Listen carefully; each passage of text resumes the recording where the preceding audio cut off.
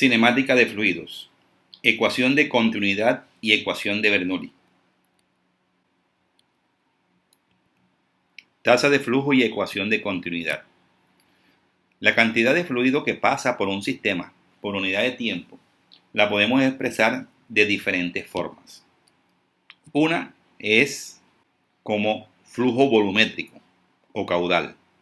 ¿Y qué es el caudal? Es el volumen de fluido que circula por una determinada sección por unidad de tiempo. También lo podemos representar como flujo en peso, y es el peso del fluido que circula en una sección por unidad de tiempo.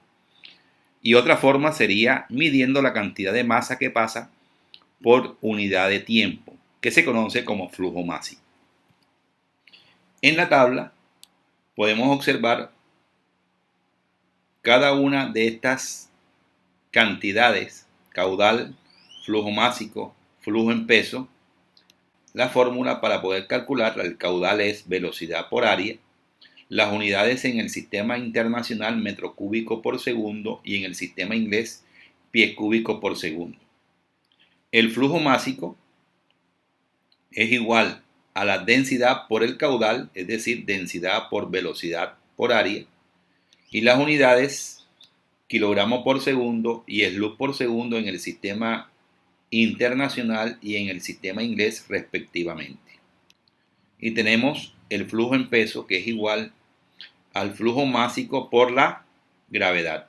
Las unidades newton sobre segundo y libra por segundo en los sistemas internacional e inglés respectivamente. Supongamos que tenemos un sistema por el que se está moviendo un fluido. Analicemos este pequeño volumen de fluido que se está moviendo, digamos, en la sección 1 y tiene una velocidad 1. Después de un determinado tiempo va a estar en otra posición, digamos, una posición 2, un punto 2.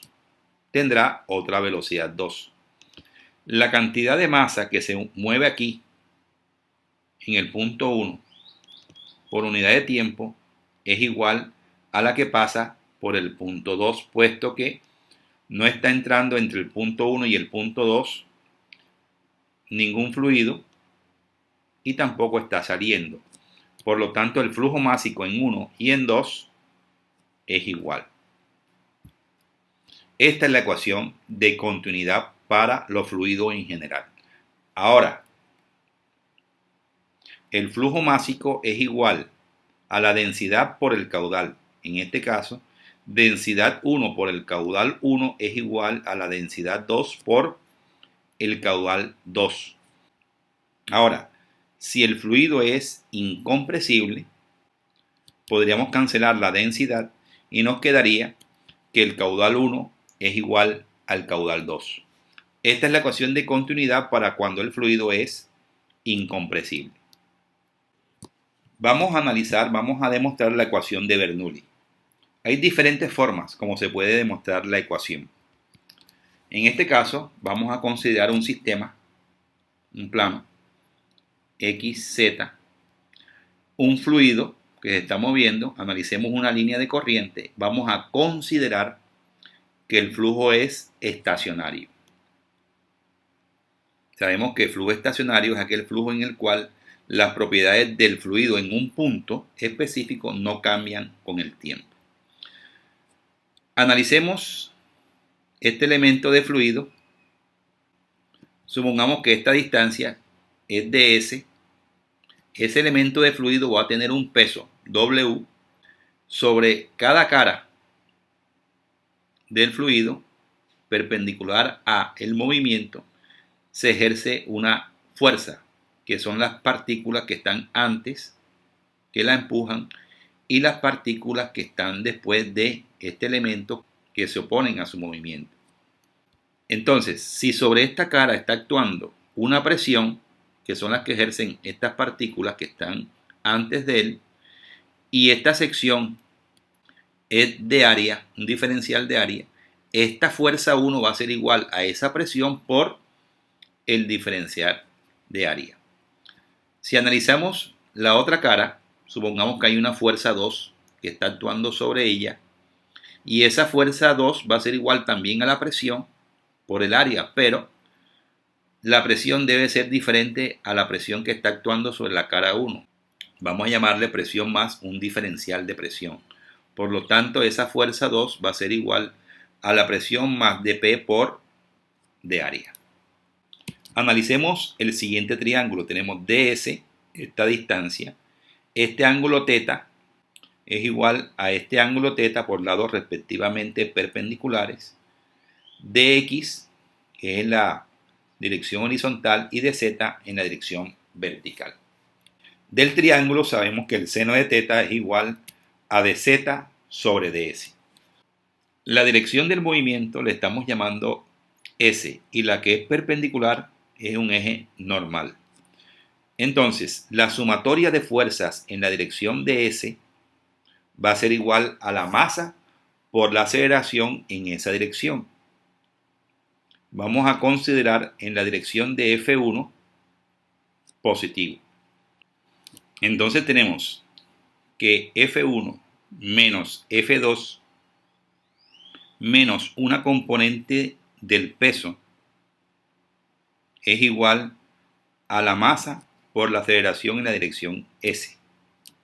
Esa componente del peso, este es el mismo ángulo θ, está relacionada con el seno del ángulo. Por lo tanto, F1 menos F2 menos W seno del ángulo es igual a la masa por la aceleración en la dirección S.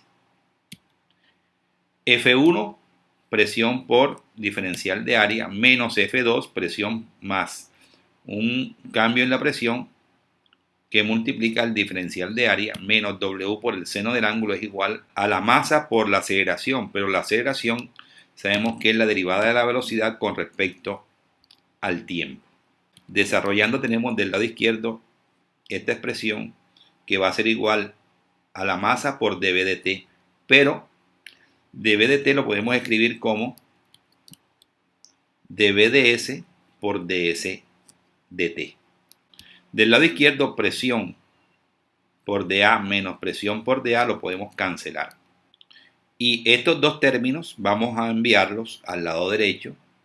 Nos quedaría que masa por ds dt, que es velocidad, por dV ds, más dP por d área más W por seno del ángulo igual a 0. Sabemos que la masa es igual a densidad por volumen, pero el volumen viene siendo a ds por d área. Si reemplazamos la masa por densidad ds de área, quedaría densidad ds de área por v, por la velocidad, por dV ds, más dP por d área, más el peso, pero el peso es masa por gravedad, y la masa es densidad por ds de A. Ahí quedaría más densidad de S de A por la gravedad por el seno del ángulo. ds lo podemos cancelar en el primer término, ds que multiplica con ds que divide, y dA, como está multiplicando a todos los términos, lo podemos cancelar. Nos quedaría densidad por velocidad por dV más dP más densidad por ds por gravedad por el seno del ángulo, pero el seno del ángulo es dz por ds, y eso es igual a 0. ds lo podemos cancelar, quedando entonces que la densidad por la velocidad por dv más dp más la densidad por la gravedad por dz es igual a 0. Aquí podemos integrar ambos lados y nos quedaría la integral del lado izquierdo igual la integral de 0. Del lado izquierdo la densidad es constante. Vamos a considerar que el fluido es incompresible. Entonces la densidad que multiplica a la velocidad por dV más la integral de dP. Densidad y gravedad son constantes, salen de la integral, que multiplican a la integral de dz es igual a una constante. Todos sabemos que la integral de 0 es una constante. Si integramos, V por dV es 1 medio de V al cuadrado. La integral de dP es P más densidad por gravedad por la integral de dz es Z. Todo eso estaría más una constante que al final se relaciona con esta constante y sigue siendo igual a una constante. Esta es la famosa ecuación de Bernoulli. 1 medio de la densidad por la velocidad al cuadrado más la presión más la densidad por la gravedad por Z es igual a una constante. Esta ecuación la podemos escribir de varias formas. Y si dividimos todo ahora por la densidad que es constante, quedaría que 1 medio de la velocidad al cuadrado más la presión sobre la densidad más gravedad por Z es igual a la constante por la densidad. Al final es una constante. Y si dividimos todo ahora entre la gravedad, nos quedaría la ecuación de Bernoulli como velocidad al cuadrado sobre 2 veces la gravedad más la presión sobre densidad por gravedad más Z es igual a una constante. Recordemos que la gravedad es una constante. Tenemos tres formas de escribir la ecuación de Bernoulli. Esta ecuación, como está escrita, tiene diferentes restricciones. Ya consideramos por un lado que el flujo tiene que ser estacionario. Estamos trabajando con fluidos incompresibles. Recuerden que la densidad aquí la consideramos como constante. Entonces vamos a enumerar algunas de las restricciones. Primero que todo, es válida solo para fluidos incompresibles. Recordemos que la densidad la consideramos como una constante. No puede haber dispositivos mecánicos que agreguen o extraigan energía del sistema entre las dos secciones que se están analizando. No puede haber transferencia de calor desde o hacia el fluido. Y tampoco hemos considerado las pérdidas de energía debido a la fricción. Una de las formas de escribir la ecuación de Bernoulli dijimos que era 1 medio de la densidad por la velocidad al cuadrado más la presión más la densidad por la gravedad por Z es igual a una constante. Si analizamos un poco el término de la izquierda, hay un término que es la presión. Quiere decir que estas dimensiones de esta cantidad son dimensiones de presión. Por lo tanto, los otros dos sumando deben tener las mismas dimensiones. Dimensiones de presión, dimensión de presión, dimensión de presión. Y su resultado debe ser una presión también. Eso se conoce como presión total. El primer término se conoce como presión dinámica y representa el aumento de la presión cuando el fluido se detiene de manera isentrópica.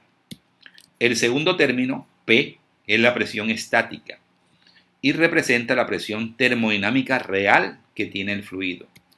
Y el último término, densidad por gravedad por Z, es la presión hidrostática y no es una presión en sentido real.